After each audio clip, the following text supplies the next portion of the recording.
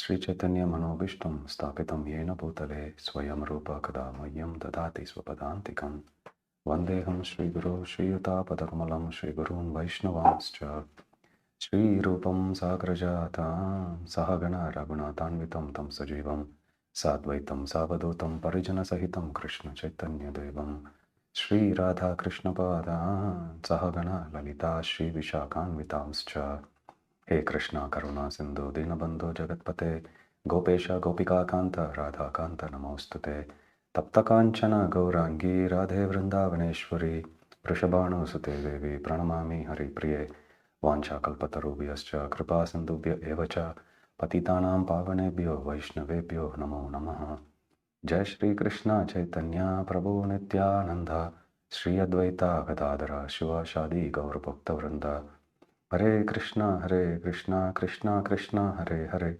Hare Rama, Rama Rama, Hare Hare.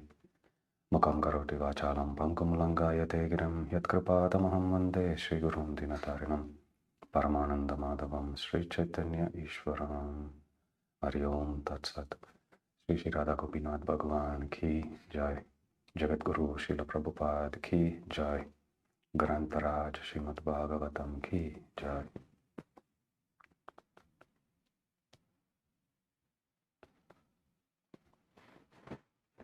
Hare Krishna. Today, we will discuss the 4th chapter of the first canto of Srimad Bhagavatam. Just to recap, in the first 3 chapters, we discussed about the answers for the first 6 questions of Saunakadi Rishis to Sutta Goswami. The 6 questions are: what is the ultimate good for people in general? What is the essence of all scriptures? Why did Lord Krishna appear as the son of Vasudeva in the womb of Mother Devaki? What are the different Purushavataras? What are the different Leela Avataras? And finally, who did the principles of religion take shelter of after the disappearance of the Supreme Lord, Sri Krishna? And we saw how Sutta Goswami answered each one of those questions very diligently. The ultimate good for people in general, as well as the essence of all scriptures, is Bhakti Yoga. Why did Krishna appear in this world? To reclaim back all the fallen souls, especially those who are situated in the mode of goodness. And then he went on to explain about the 3 Purushavataras: Karnadakshayi Vishnu, also known as Mahavishnu, Garbhodakashayi Vishnu, and Shirodakashayi Vishnu. Then he listed 22 different Leela avatars, concluding with this Paribhasha Sutra, which we discussed on last week. Paribhasha Sutra is the focal point of the entire Srimad Bhagavatam, and we understand every other verse of Srimad Bhagavatam keeping in mind the meaning of this particular verse.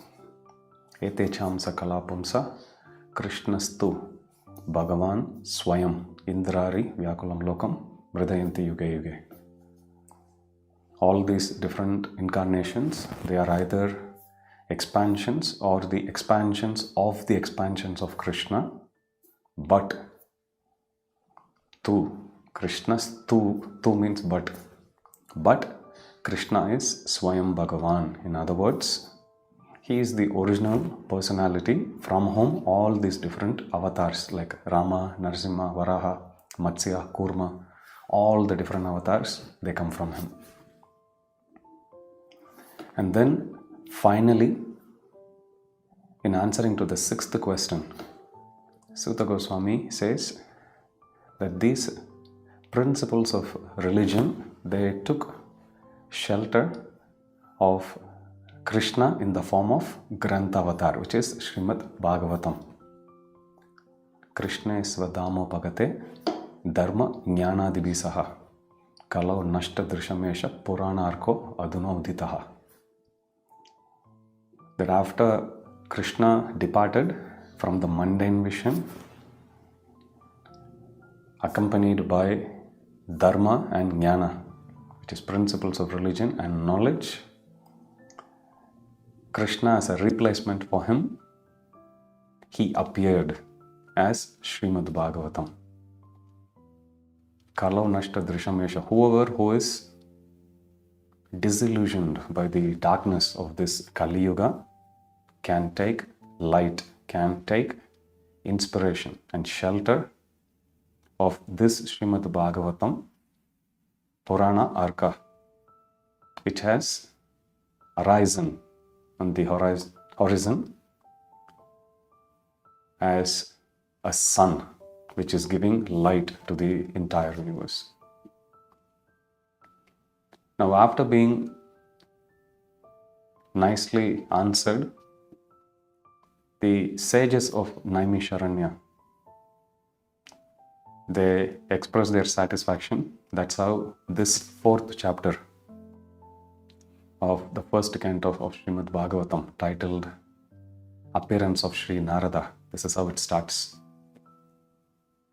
The leader of all those sages in Naimisharanya, by name Shaunaka or Shaunaka Rishi, he was the elderly person. He was also given as Kulapati. Kulapati means the head of the family. And here family refers to this whole group of these different sages. He expresses his satisfaction and his appreciation for Suta Goswami's nice answers. And then he puts forth a few questions on behalf of all the sages. While acknowledging the answers of Suta Goswami,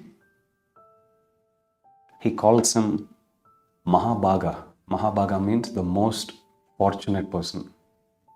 He also calls him Vadatambara, meaning the best of all speakers. So here is a lesson we can learn from Srimad Bhagavatam, firstly about the culture of exchange between devotees. When someone does something nice, we should appreciate. And that quality of appreciation should be very genuine. It can't be artificial. It can't be just too generic all the time. It has to be very specific and it has to be to the point. What is it that we want to appreciate? What is it that we liked the other devotee having done something? What is it nice about it? So we need to be clear and we need to be genuine in our appreciation. So here we see Suta Goswami had answered those sages, and Shaunaka Rishi is acknowledging, "O most fortunate person." Why is Suta Goswami addressed as Mahabhaga or most fortunate? Because he had the association of all pure devotees, and in this particular instance, his biggest fortune is about the opportunity he had to hear Srimad Bhagavatam from Shukadeva Goswami himself. So he is also one of Shukadeva Goswami's students. Another of the famous students of Shukadeva Goswami is Parikshit Maharaj. Mahabhaga, Vadatambara, best of the speakers. Reputation always precedes one, which means even before Sutta Goswami had arrived in the holy place of Naimisharanya, the sages had already heard about him, heard about his exalted nature. And when he had arrived, they asked him questions for which he very inspiringly answered them back. Now they had experienced it firsthand as well about the spiritual prowess of Sutta Goswami. So they are calling him Vadatambara, one who is the best of all speakers of Srimad Bhagavatam. Now in this chapter, they are going to ask the next set of questions. 3 questions to be more precise. And the answers to these 3 questions will form the rest of the first canto. So we need to, when we study Srimad Bhagavatam, we need to be logically present and we need to stay in touch with the overall context. Otherwise, it's very easy to get lost in the flow of Srimad Bhagavatam. So the 3 questions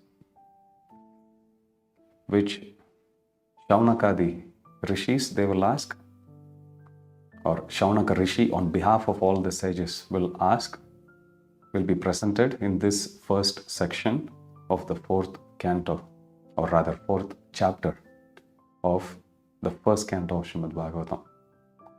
So after acknowledging Sutta Goswami's wonderful answers and his qualities, Shaunaka Rishi asks the first question. First question is about Srimad Bhagavatam itself, because as the answer to the 6th question, he mentioned Srimad Bhagavatam. So naturally, one would want to know more about Srimad Bhagavatam, background of Srimad Bhagavatam. So he asks, in what yuga, in other words, in what period was Srimad Bhagavatam written? In what place was it written? Why was this written? And Vyasa, who was the author of this Srimad Bhagavatam, where did he get the inspiration from? One easy way to remember these 3 questions is all these 3 questions, they are related to Srimad Bhagavatam. First question is about Srimad Bhagavatam. Second is, they would ask, please tell us more about the speaker of Srimad Bhagavatam. That's the second question, which is about Shukadeva Goswami. And the third question they will also ask about, please tell us about the student of Srimad Bhagavatam, which is Parikshit Maharaj. So when we think about Srimad Bhagavatam, there are these 3 different personalities. One is Bhagavatam itself or himself. Second is the speaker, and third is the listener. So the next question or set of questions is about these 3 personalities: Srimad Bhagavatam, Shukadeva Goswami, and Parikshit Maharaj. The history and background of all 3 of them. So the first question is, in what yuga, in what period was Srimad Bhagavatam written? Who was this? Why was this written? In what place was this written? And how did Vyasa, who is the author of Srimad Bhagavatam, get the inspiration to write or speak Srimad Bhagavatam? That's the first question. Second question is about Shukadeva Goswami. Now, just like their awareness and knowledge about Sutta Goswami, the sages have also heard a lot about Shukadeva Goswami as well. So when they ask the question about Shukadeva Goswami, they first glorify Shukadeva Goswami. They say, Tasya Putra Mahayogi. Tasya Putra means his son. Whose son? Veda Vyasa's son. Because in the previous verse, they had asked about how did Veda Vyasa get the inspiration to compile. And then in the next verse, they ask, Tasya Putra, how did his son, which is Shukadeva Goswami. And here, when they mention about Shukadeva Goswami, again they follow the etiquette of glorifying his exalted qualities. Tasya Putra Mahayogi. Samadrin Nirvikalpakaha. Ekantamatir Unnidro. Tasya Putra Mahayogi. Mahayogi means great devotee. Shukadeva Goswami was a great devotee. Samadrik Nirvikalpakaha means he was very equipoised. His mind is not wavering. He maintained a perfect balance in his consciousness. Nirvikalpakaha. And he was focused on monism. Tasya Putra Mahayogi. Samadrik Nirvikalpakaha. Ekantamatir Unnidro. He single-pointedly, he was equibalanced. He was a great devotee, Mahayogi. Samadrik, he was equipoised. He had a perfect mental balance. Ekantamatir Unnidro. Ekantamatir means he was single-pointedly, without any distraction, he was single-pointedly focusing on worshipping the Lord. Unnidra means one who is transcendental to all mundane activities. That was his fourth quality. And finally, they say, if somebody has all of this, normally people will be able to easily identify such a personality. Shukadeva Goswami, even though he was a Mahayogi, Samadrik, Ekantamatir, Unnidra, great devotee, perfect mental balance, single-pointed focus, transcendental to all mundane activities. Despite all of these glorious qualities, Shukadeva Goswami maintained a very, very low profile. How low was it? Guda Muda Ivayate. He says, because he didn't expose himself much about his glorious qualities, for a normal onlooker, he seemed to be somebody in ignorance, like an ignorant person, like a mad person. Guda Muda Ivayate, as if he is ignorant. So they glorify Shukadeva Goswami. First of all, by listing out these 5 different qualities. When Shukadeva Goswami was born for Vyasadeva as his son, he gave up his family straight away and he just walked into the forest. And as he was going to the forest, Vyasadeva, out of his fatherly affection, he was running behind him, calling out, "Hey Putra, oh my dear son," like that. When Shukadeva Goswami was walking, he walked past a lake. Shukadeva Goswami was in the prime of his teens, very beautiful, very handsome young man, with all the features of his body, his limbs, very attractive. All the features of his body were perfectly formed. He had all the symptoms of a Mahapurusha. He was walking as Digambara. Digambara means one who is wearing direction as his clothes, which means he was walking naked. He was walking past a body of water, which is a lake, in which the heavenly damsels, the Apsaras, they were taking bath. They were also in a semi-naked form. And they were taking bath. When he walked past, they just glanced at him, offered their respects to him, and they just continued. But when he was followed by Vyasa, they were running behind him.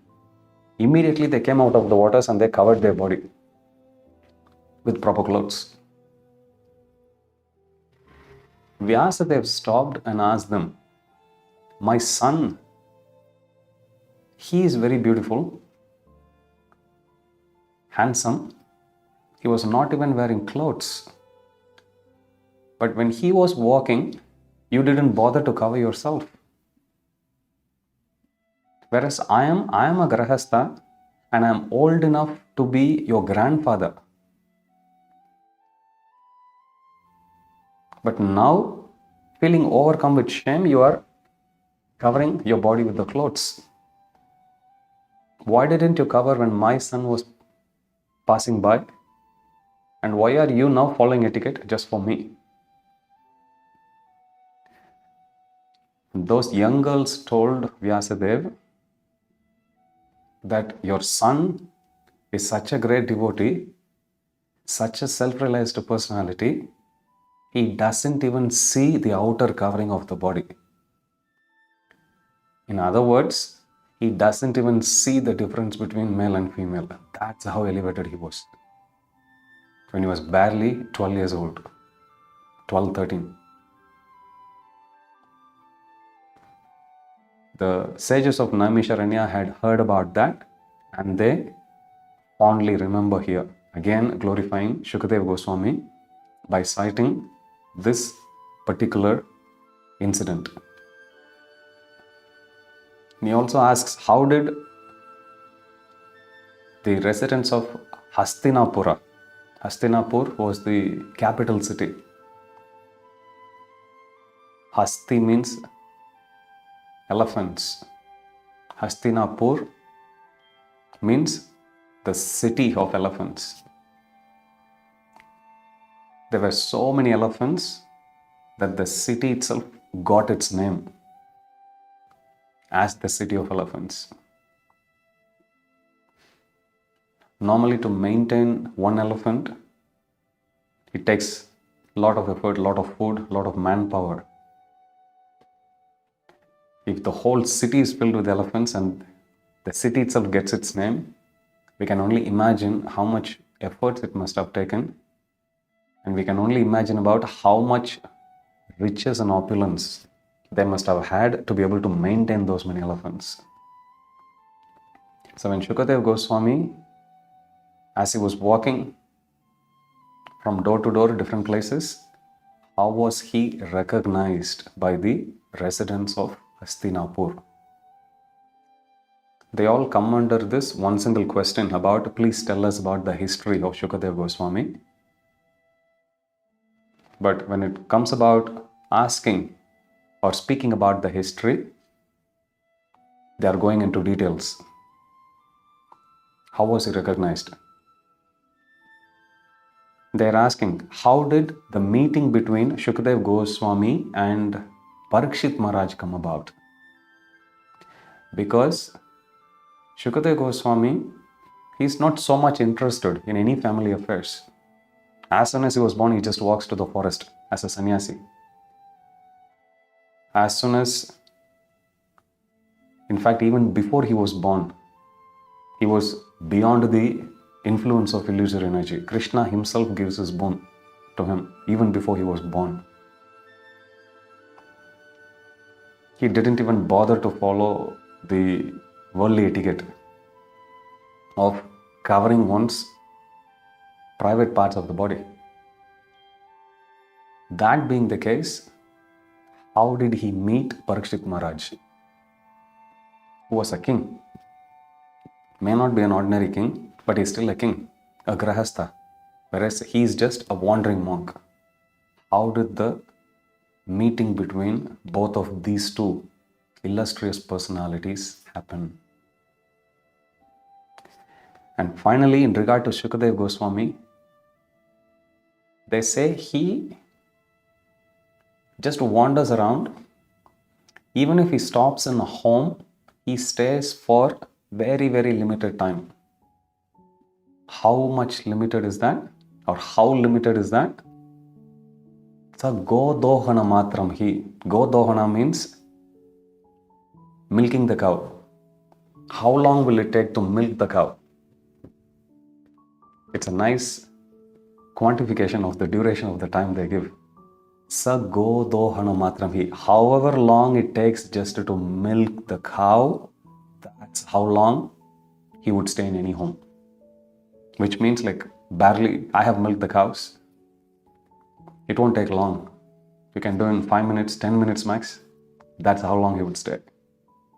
And during that time, somebody who's walking buck naked, who doesn't follow the worldly etiquette much, still, why is he stopping at a home? Even for that duration, this verse speaks, Griheshu Grihamedinam. He stops in the family or in the homes of materialistically motivated people. People who have got no idea about spirituality. People who live, Grihamedinam means one who lives simply for sense enjoyment. He stops by their homes for the duration it takes to milk a cow. Why is he stopping?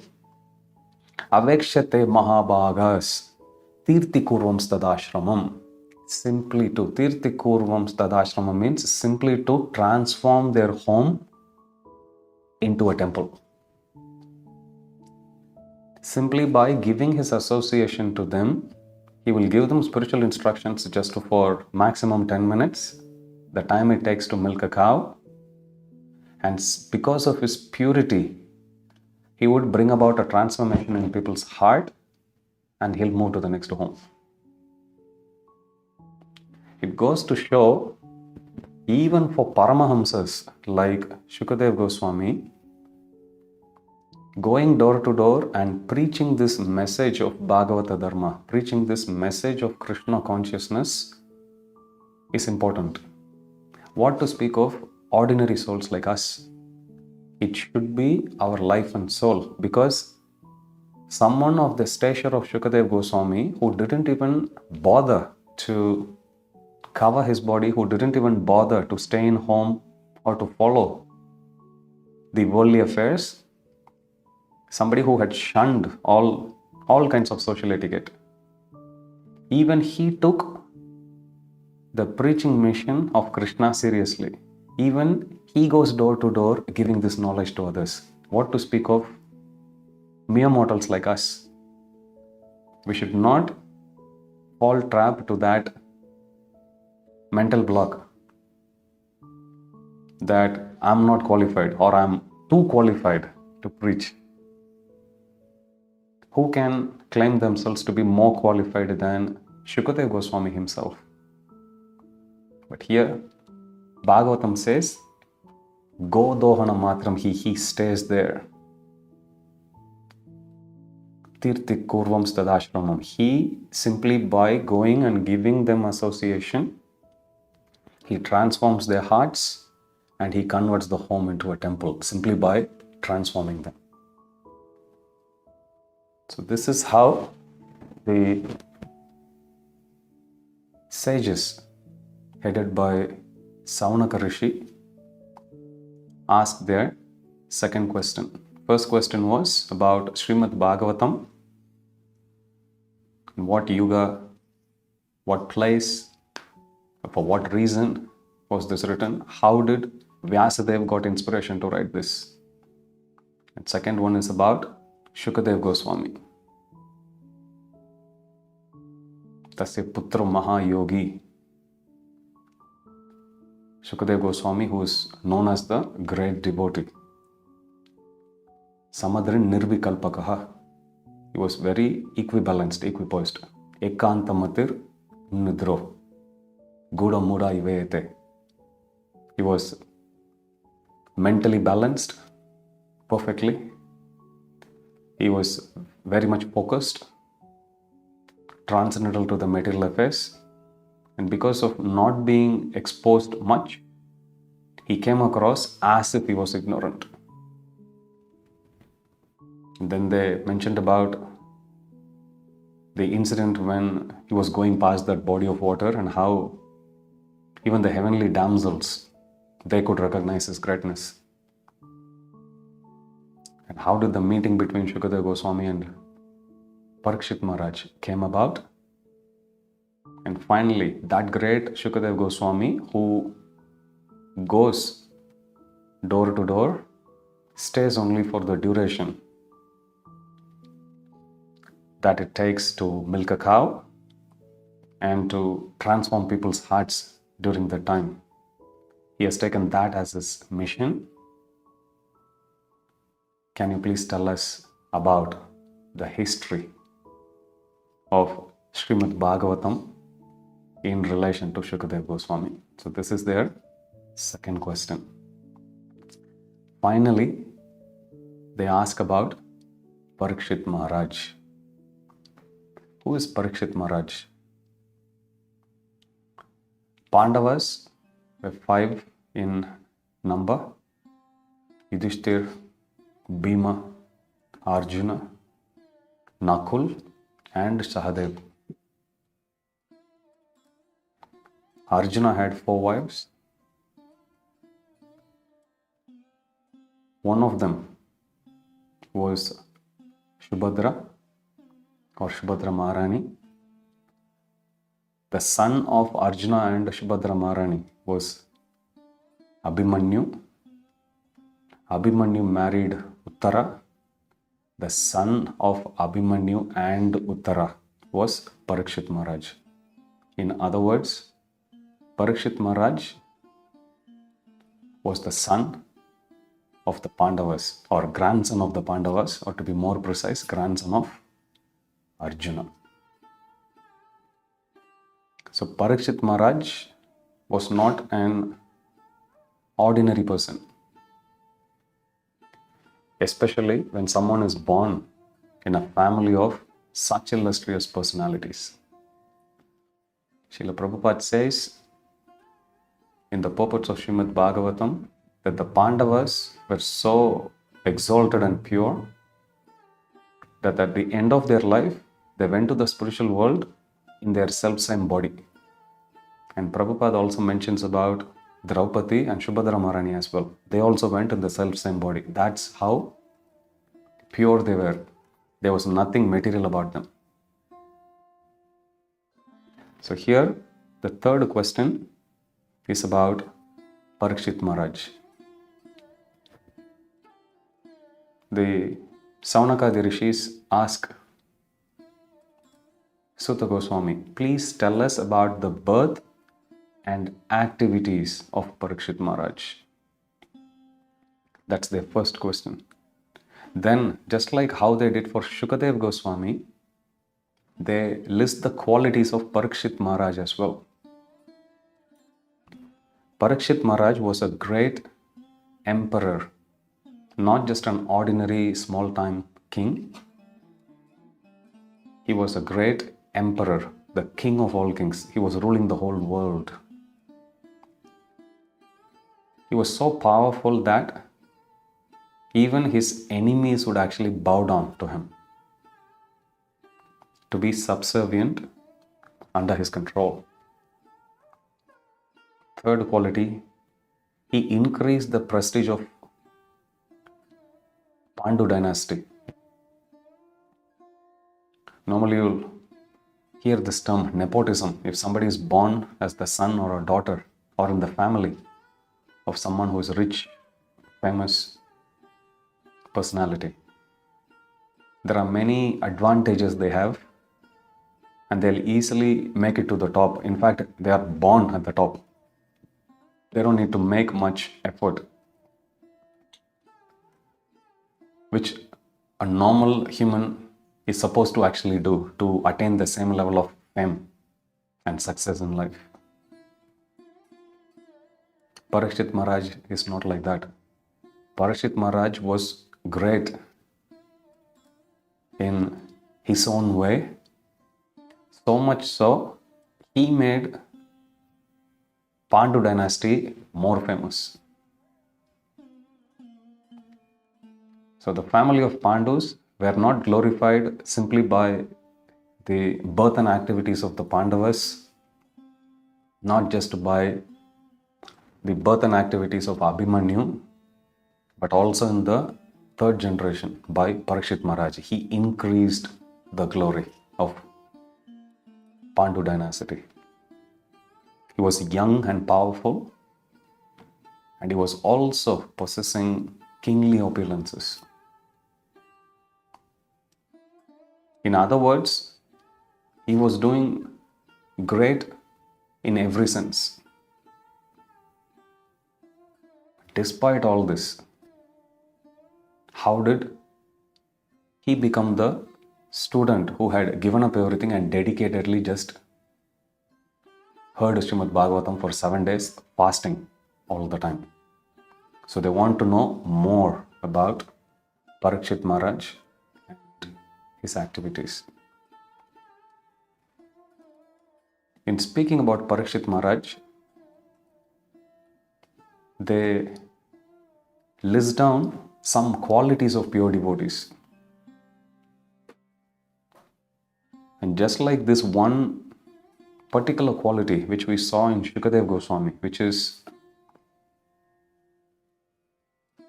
he has given up, he has shunned the social etiquette, but still he didn't give up preaching the message of Bhagavata Dharma. In other words, just because he doesn't care about the social norms, it doesn't mean he didn't do his duty for the society. He gave them up as far as his body is concerned. However, he didn't give up the duty of showing compassion to all the fallen conditioned souls.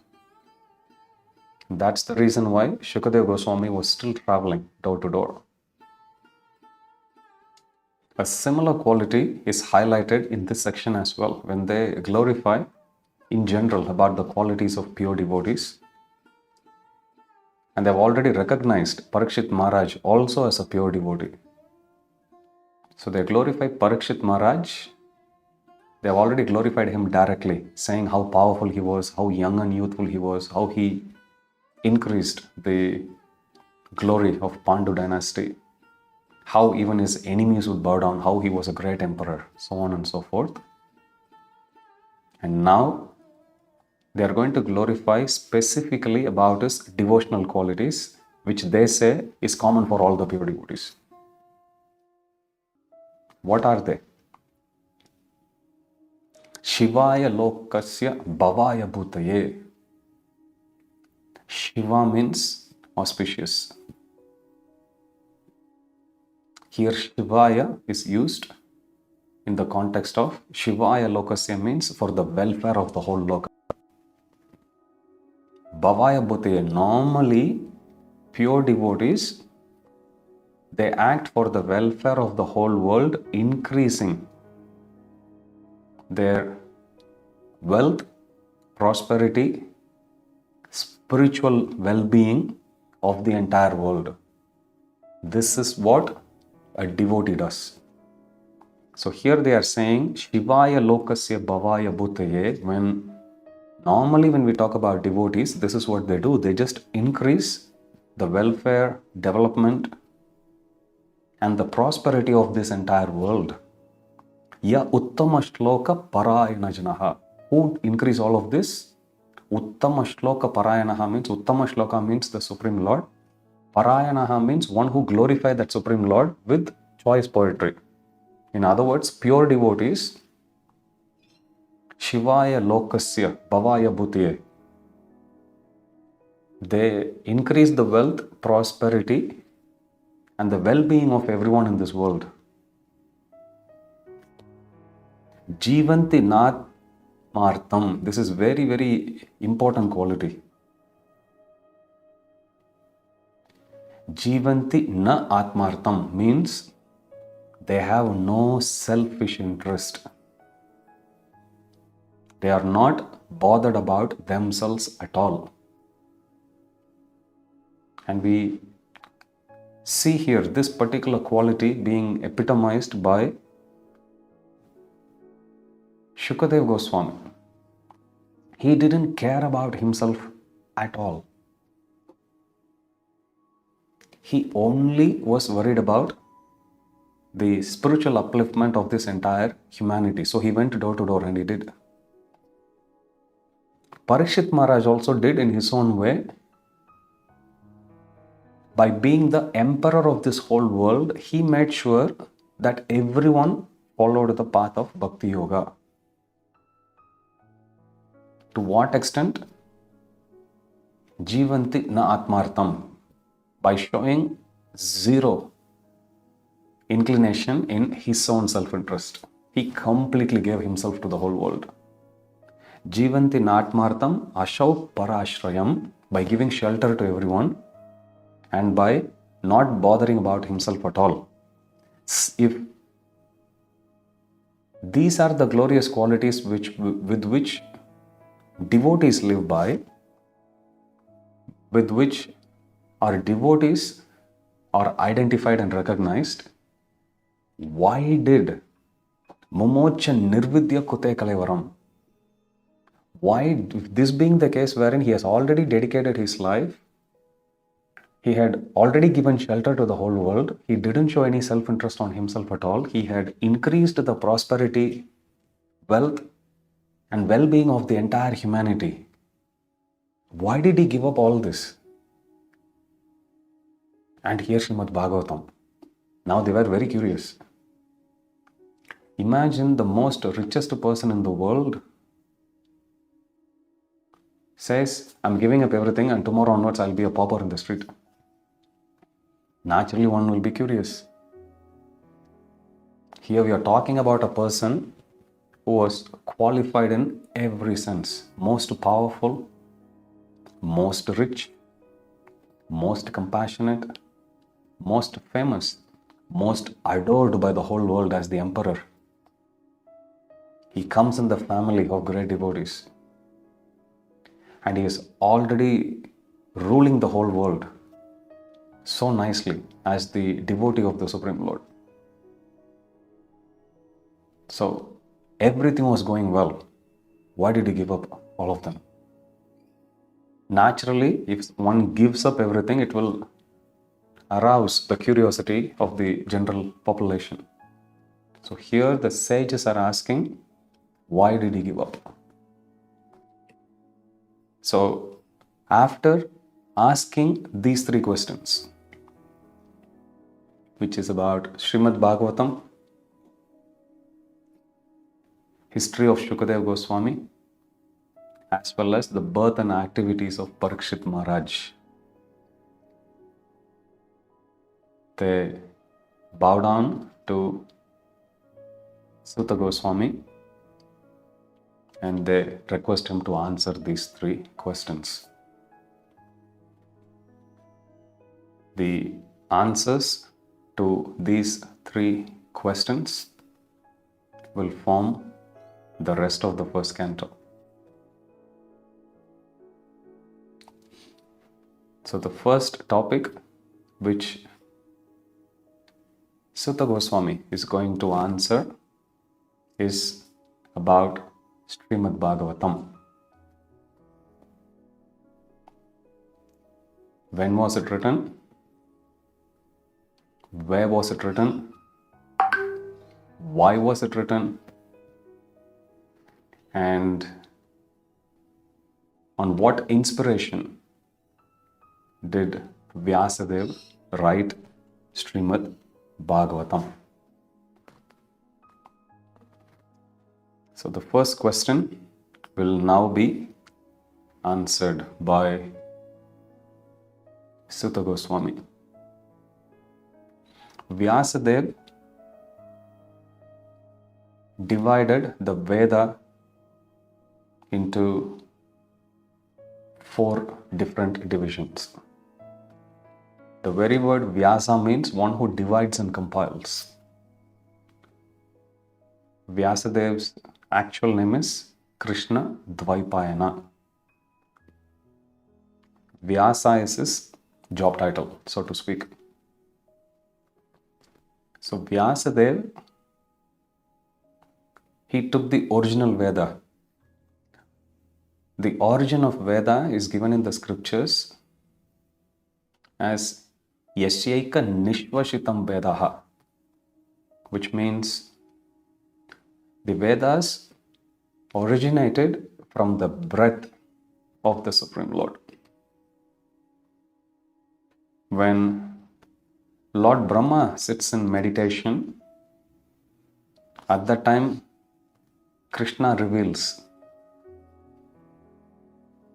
the instructions of the Vedas, and through his 4 mouths he starts to sing the hymns of the Vedas, of the 4 Vedas. When Brahma sings the hymns of the Vedas, all these Vedic hymns, they were all together as one single entity. The analogy that's given here is that it is like a mountain of different valuable stones. Blue diamonds, red precious stones, yellow precious stones, green stones, like that. So it's like one big pile of these beautiful stones of 4 different colors, mixed. Vyasa, he collected all the blue stones together, made one small hill from that. Likewise, he pulled all the yellow stones, made one small hill of yellow stones only. Likewise with blue and red as well. So from one single Veda, he divided them based on the nature of those hymns, and he made it as 4 different Vedas: Rig, Yajur, Sama and Atharva. Vyasa was born as the son of Parashara Muni and Satyavati. When was he born? He appeared during the 3rd part of Dwapara Yuga. Normally, when you take a yuga,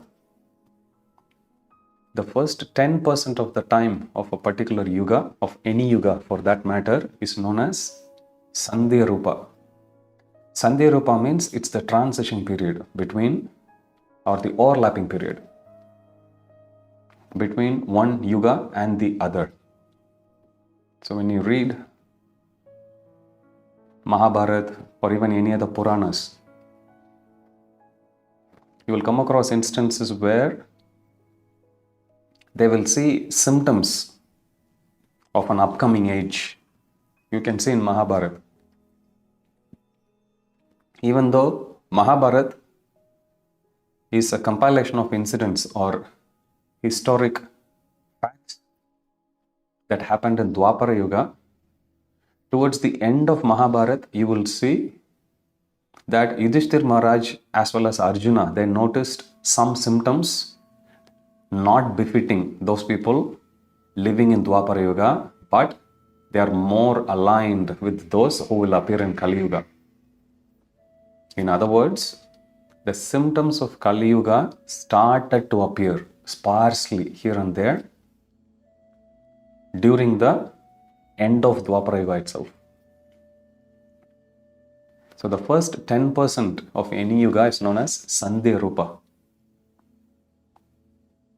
And the next 80% is known as Yuga Rupa, which is where the actual yuga's influence will start 100%. And the last 10% of a yuga is known as Sandhyamsa Rupa, again wherein the transition period starts. In other words, in every yuga, the last 10% as well as the first 10% will be like a mix. of the previous or the next yuga. It's the middle 80% that will have purely 100% the symptoms of that particular yuga in question. When was Veda Vyasa born? Veda Vyasa was born on the third part of the Dwapara Yuga, which is Sandhyamsa Rupa of Dwapara Yuga. In other words, towards the last 10% time, that duration, that's when he appeared. He appeared as the son of Parashara Muni and Satyavati. When Veda Vyasa, he sat on meditation on the banks of river Saraswati in Badrikashrama. Badrikashrama is in the Himalayan region. There are different realms in Himalaya which is not accessible for ordinary humans. The original Badrikashrama is still beyond the reach for common men. So Vyasadeva, he was there sitting in meditation on the banks of river Saraswati. And in that meditation, he had a vision of the upcoming age, soon to arrive age of Kali Yuga. And in that vision, he also saw how people in this age of Kali Yuga will be influenced by the negative qualities of this age. We saw this earlier as well. Prayan alpayusha sabya kalovasmin yuge janaha manda sumanda mataya manda bhagyahi upadritaha. Same qualities are listed again here. He could see in his vision the qualities of Kali Yuga. The people will be decreased in bodily strength. Shakti Grasham. Normally they'll be very weak.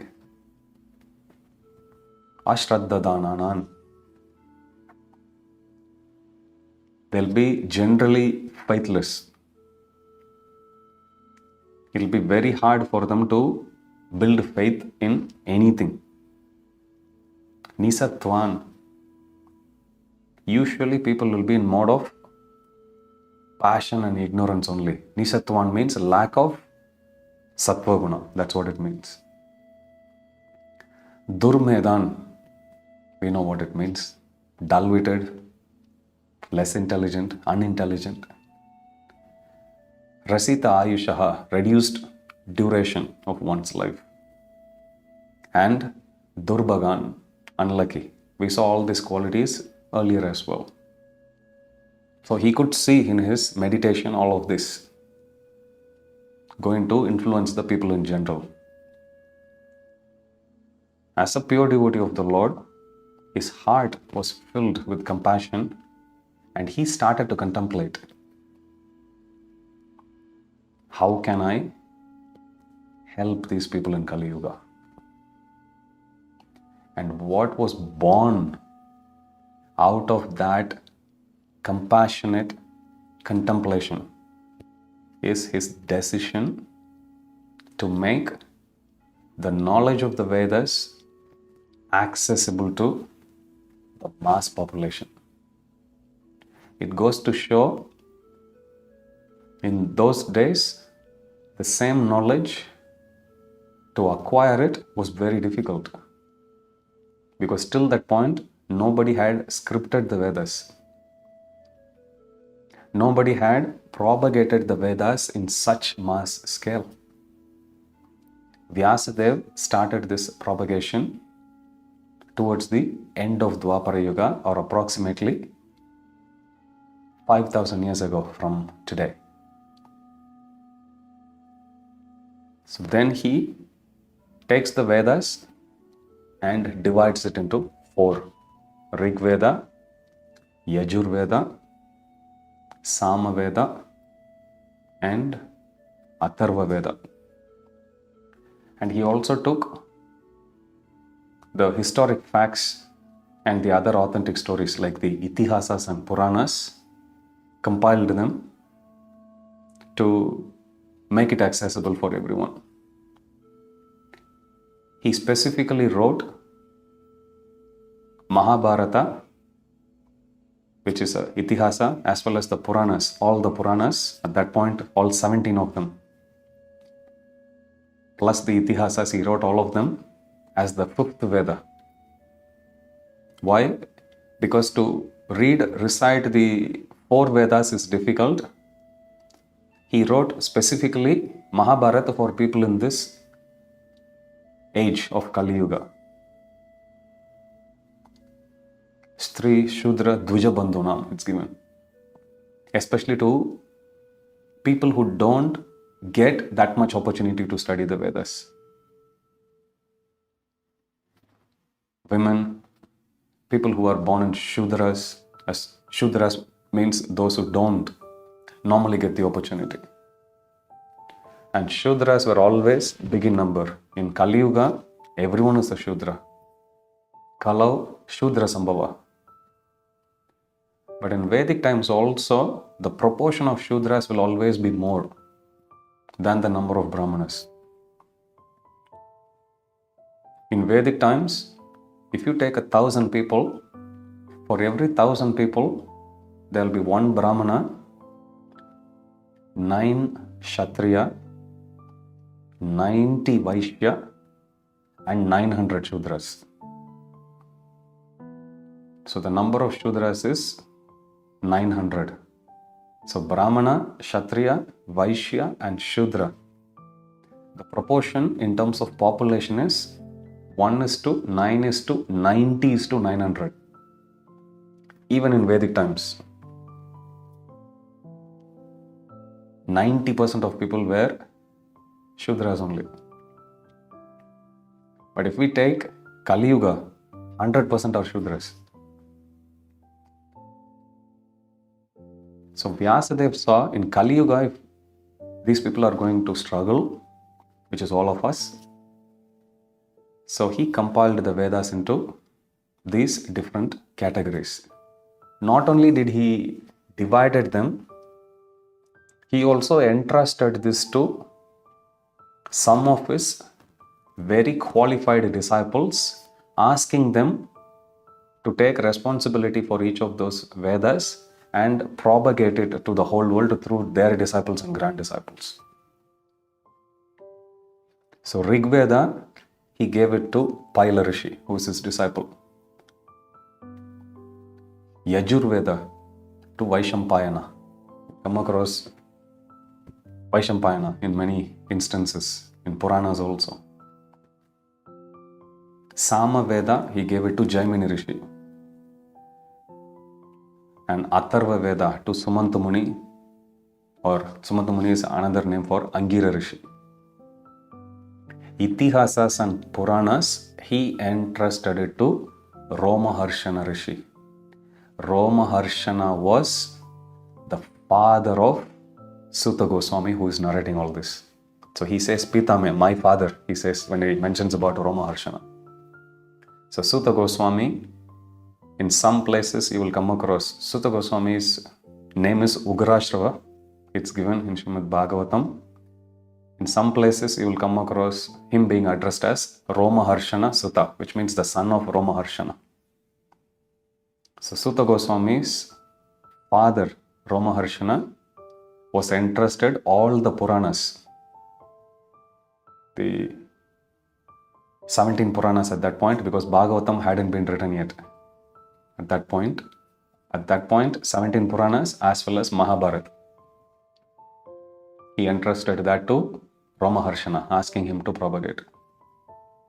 So Rig Veda, he gave to Paila Rishi, Yajurveda to Vaishampayana, Samaveda to Jaimini Rishi, and Atharva Veda to Angira Rishi, also known as Sumanta Muni.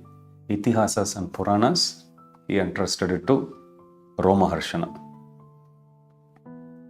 So he first of all, he contemplated Normally, when some yogi sits and contemplates, they don't think so much about the entire world. But here, Vyasadeva did the meditation simply for contemplating about the welfare of the people. So, in answering to the question, when was Srimad Bhagavatam written, in what yuga? Towards the end of Dwapara Yuga. Where was it written? Badrikashrama, in the Himalayas. Why was it written? Because Vyasadeva could see the anomalies of the upcoming Kali Yuga at that point. So to help people of this age of Kali Yuga, to benefit them and to enlighten them, he made arrangements to write or to compile all these different divisions of the Vedas, and he propagated. Now the final question, why did he, or how did he get the inspiration? Vyasadeva had already propagated the Vedas by giving it to his disciples. He did the compilation, instructed them, and they started to propagate it. So Vedas were taken care. He had written Mahabharata also, as well as the other 17 Puranas. He bundled them, gave it to Romaharshana. Romaharshana starts his propagation as well. Despite doing so much, despite meditating, writing, Mahabharata itself has 200,000 Vedas. If we put all the 200,000 shlokas rather, if you put together all the different scriptures,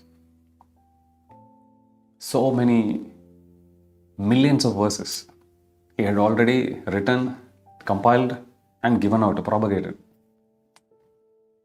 Despite doing so much, there was some feeling of dissatisfaction within his heart. And initially, Vyasadeva wasn't sure why it is happening to him. Because normally, when we do even some simple random act of kindness, we will feel happy. Here, he has done so much. He spent so much of his time, written them, taught his disciples, entrusted it to the most qualified disciples, and they are also doing very well. Despite doing so much, he was still feeling dissatisfied within his heart. And he was contemplating, did I do anything wrong when I was executing this glorious duty? Glorious duty of showing compassion to other people. And then he contemplates, was there anything wrong in my efforts? When I did my service to humanity, did my service to the Supreme Lord, I took certain sankalpa, vows, and I fulfilled them nicely. So there's no shortcoming there. He rules that out. Then he thinks, did I fail in properly worshipping the Vedas, Guru, or the altar, deity worship? Then he says, no, I worshipped the Vedas nicely, or I worshipped my Guru, Narada Muni, nicely. I also worshipped the Supreme Lord as Narayana Rishi. Everyone I did. Everything I did properly. Then he rules that out. That can't be the reason for my dissatisfaction. Did I break any rules? And there are challenges also he faced, like when Mahabharata was written, Vyasa needed somebody to write, because he couldn't contemplate and write at the same time, because it's a meditation, realized knowledge. So then Lord Ganesh came, but Lord Ganesh had put a condition that Mahabharata you can recite, but you should not stop. It should flow from your mouth as an unending perennial stream of nectar. Vyasadeva agreed to that condition, but he also placed a counter condition to Lord Ganesh, that when I recite a verse, you are supposed to write, but you can write only after you fully understood and realized the meaning. So Lord Ganesh didn't just write as he heard. He heard, contemplated the meaning, understood, realized the meaning, then only he wrote. So the Mahabharata in its entirety, it's a book of realized knowledge of not only Vyasadeva, but also of Lord Ganesh. So Vyasadeva was thinking, did I break any rules while compiling these literatures, or in my own personal spiritual practice? He rules it out. No, I did everything perfectly. I underwent the vows perfectly. I worshipped Guru, Vedas, Supreme Lord in the altar perfectly. I didn't break any rules. And then he thinks, did I say anything which doesn't comply with the teachings of the Guru Parampara? He rules that also out. No, I wrote everything in accordance with Anushushuma, whatever that I have heard from my Guru. None of this could be the cause of this despondency, cause of this dissatisfaction, this uneasiness in my heart. After ruling out the possible causes, he then thinks about one possible reason. He says, is this because in all of these Vedas, 4 Vedas, all of the other 17 Puranas, as well as Mahabharata, other Samhitas, I have written, compiled, propagated all of them. Is this dissatisfaction due to me not having glorified the process of Bhakti Yoga directly as well as without any ambiguity and in its full glory? Kimva Bhagavata Dharma na prayena nirupitaha. Is it because I didn't attempt to glorify the process of devotional service to its fullest extent? Priya Paramahamsanam. This Bhakti Yoga, this process of devotional service, which is very dear, Priya Paramahamsanam, to the Paramahamsas. Not only to Paramahamsas, Taevahi Achyuta Priya, not only for Paramahamsas, but to Supreme Lord Sri Krishna himself. What is dear? This process of Bhakti Yoga. Is it because Kimva Bhagavata Dharma na prayena nirupitaha? Is this because I didn't glorify, establish, draw the attention of everyone to this glorious path of Bhakti Yoga, which is very dear to, Priya means dear, Paramahamsanam Taevahi Achyuta Priya. Priya is used twice. Priya means dear. Priya Paramahamsanam Taevahi means certainly. Taevahi Achyuta Priya, he says. And then, as he was thinking like that, Narada Muni arrives. Narada Muni is the spiritual master of Veda Vyasa. He arrives there, and Vyasadeva immediately gets up from his seat, welcomes him, greets him, and worships him in a way befitting that which is offered to a spiritual master.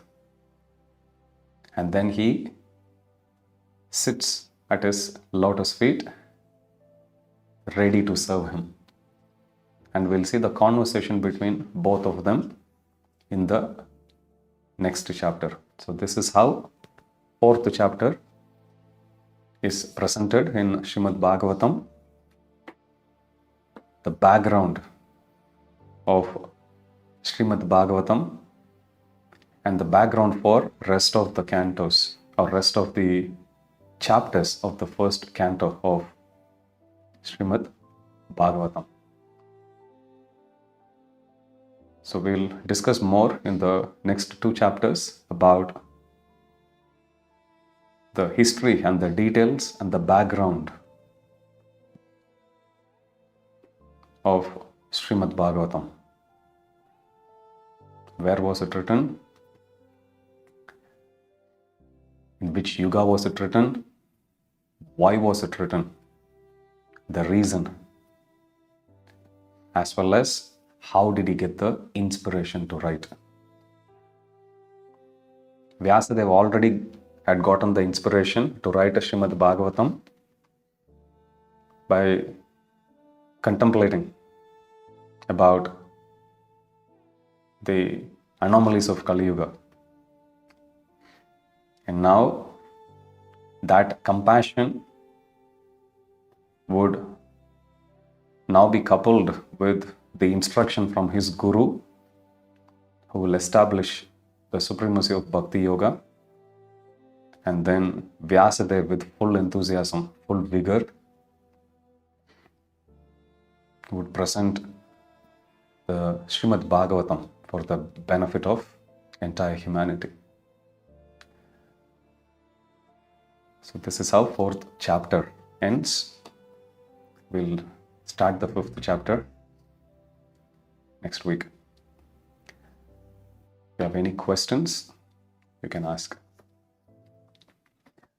First question, Srikant Prabhu, how do we raise our consciousness to the point where we do not see the male or female body as objects to be enjoyed?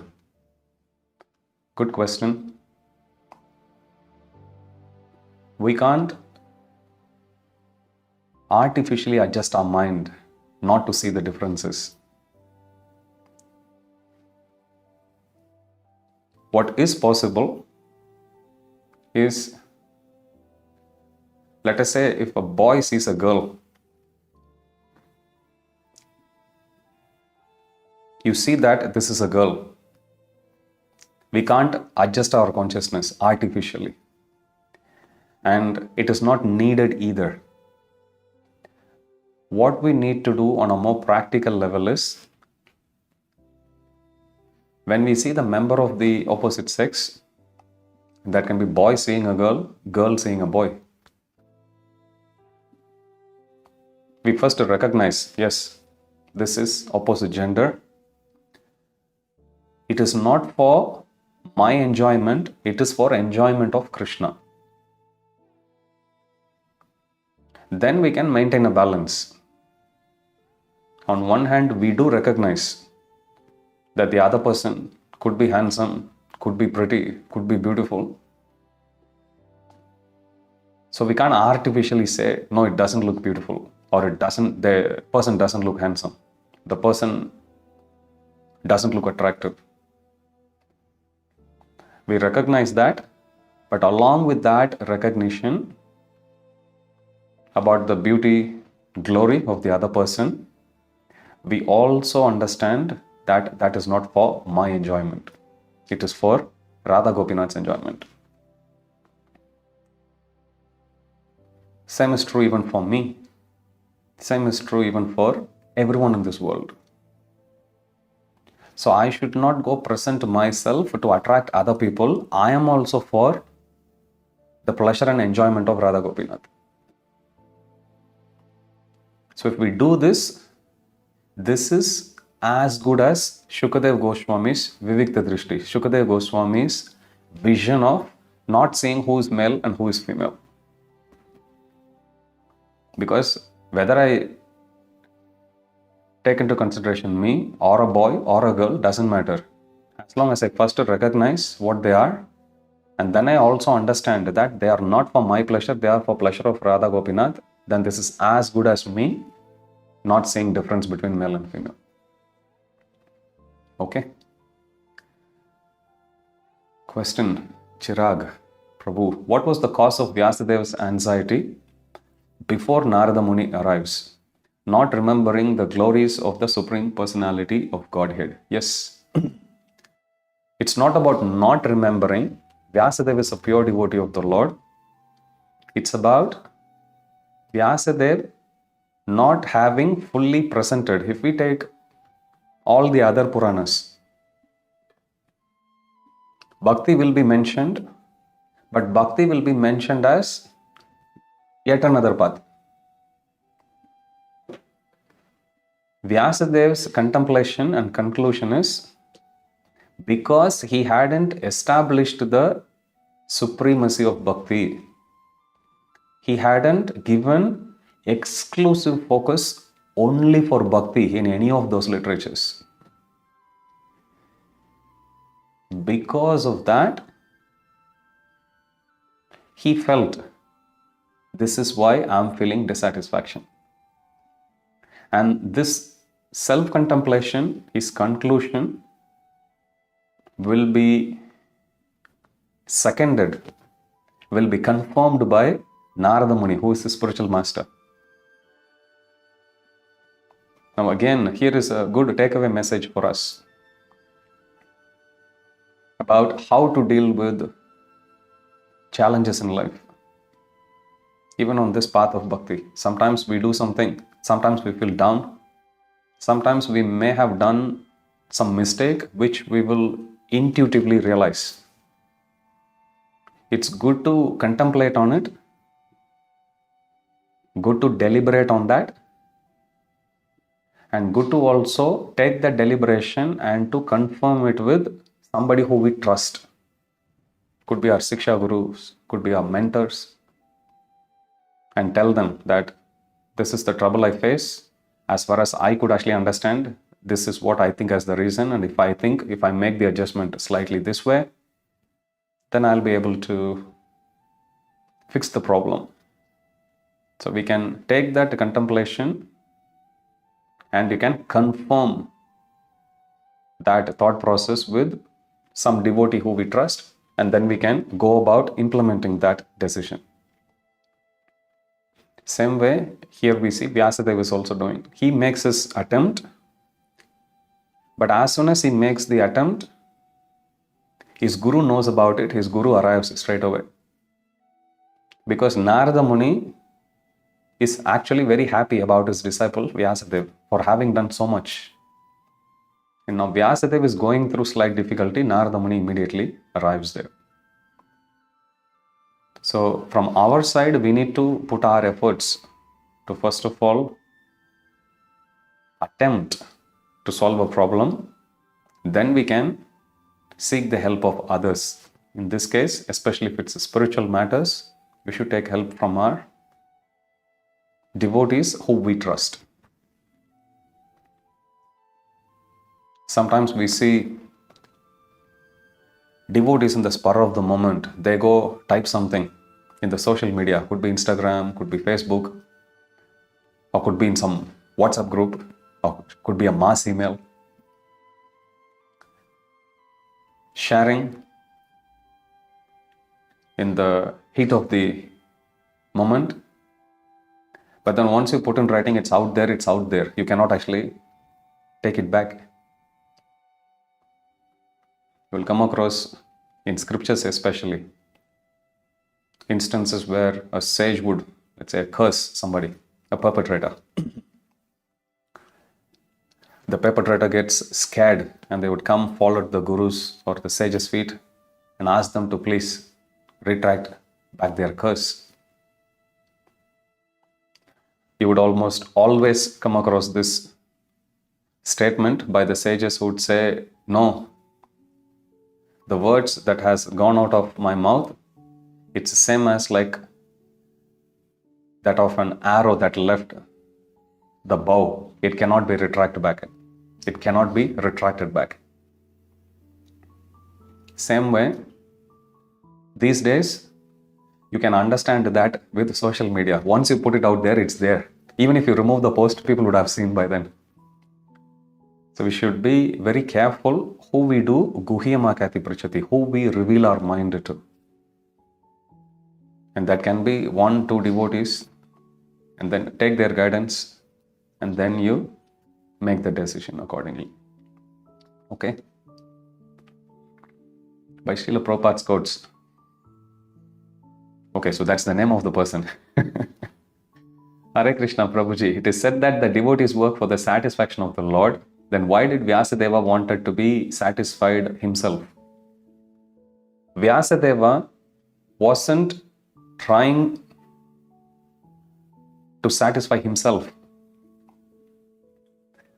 Vyasadeva's despondency here is, there are people in the age of Kali Yuga, it's for their benefit. I have written so much. But if the work which I have written doesn't even satisfy me, doesn't even give me the full happiness, how is this good enough to save the people in Kali Yuga? That was his despondency. Not so much about what will make me happy. I have written everything, put so much. Like we take this class for example. I speak Bhagavatam to glorify Bhagavatam. There is benefit for me and there is some benefit for you.